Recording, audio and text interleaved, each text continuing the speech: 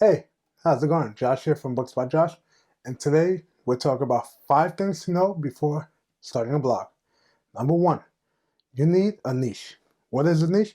It's basically a specific topic that you cover, such as it could be anything like travel, honey, bees, or even Fortnite.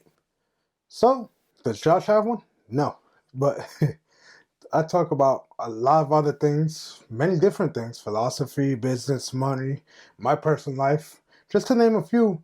So there's good things and bad things to that. Since I don't have a niche, I don't get a target audience that's going to come by, but I get to have more freedom about what I do talk about, but I get less visits. So the next thing you need to know, number two, is you need a schedule, a set schedule for your posting. You'll lose your audience if you don't post regularly.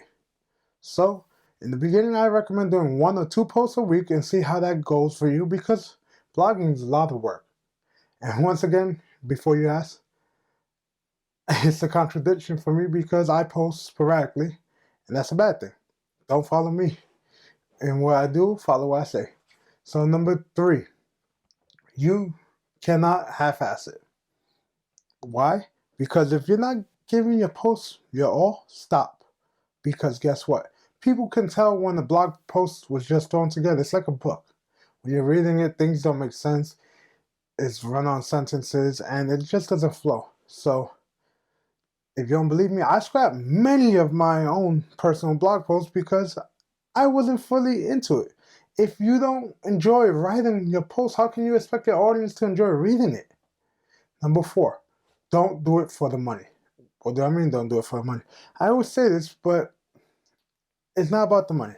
You want to blog because you want a way to let your creativeness flow.